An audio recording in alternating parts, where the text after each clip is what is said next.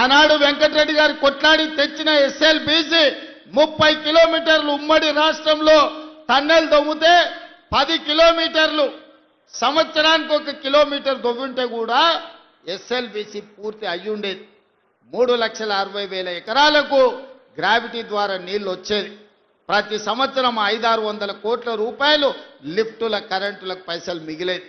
కానీ నల్లగొండ జిల్లా మీద కోపంతోని కసితోని కడుపులో విషం పెట్టుకొని ఎస్ఎల్బీసీని పడావు పెడితే ఈ రోజు విషపు నీళ్లు నల్లగొండ జిల్లా ప్రజలు తాగాల్సిన పరిస్థితి. దీనికి కారణం బీఆర్ఎస్ నాయకులు కాదా అని నేను అడుగుతున్నా. అందుకే అధికారంలోకి వచ్చినెంబడే ఎంకన్నా నీ కళ నువ్వు ఆనాడు రాజశేఖర రెడ్డి గారితో కొట్లాడి తెచ్చిన ఎస్ఎల్బీసీని 2 ఏళ్లలో పూర్తి చేద్దాం, పనులు మొదలు పెట్టని చెప్పి ఉత్తమ్ కుమార్ రెడ్డి గారిని వెంకటరెడ్డి గారిని నల్గొండ జిల్లా నాయకులతో మాట్లాడి ఎస్ఎల్బీసీ టన్నెల్ పూర్తి చేయడానికి ముందుకెళ్ళాం. అనుకోని ప్రమాదం జరిగింది.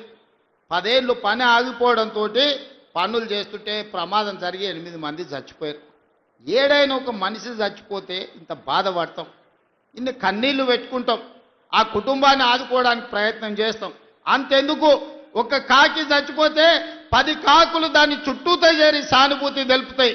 కానీ ఎస్ఎల్బీసీలో 8 మంది చచ్చిపోతే మామ అల్లుడు బావ బామార్తి దావతులు చేసుకొని ఇక సంతోషపడ్డారు. ఎస్ఎల్బీసీ ఆగిపోయింది, ఇక ఆపేయండి, ఎస్ఎల్బీసీ కట్టొద్దు, మనుషులు చచ్చిపోయినరని. ఇంత దుర్మార్గం ఉంటుందా? ఇంత కడుపులో విషం పెట్టుకున్నోడు ఇవాళ నల్గొండ జిల్లాలో మున్సిపల్ కార్పొరేటర్లను కౌన్సిలర్లను గెలిపించమని ఎట్లా అడుగుతాడు?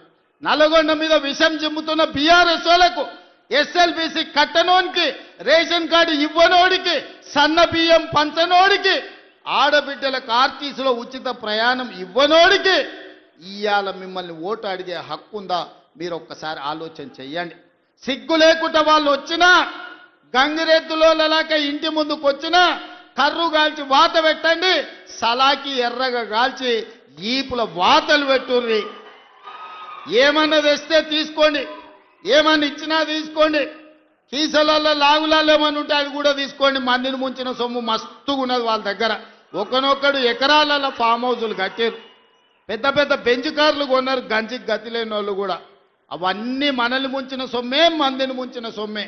టీఆర్ఎస్ వాడు వచ్చి ఏమి ఇచ్చినా తీసుకోండి, చేయాల్సిన లగ్గం చెయ్యండి.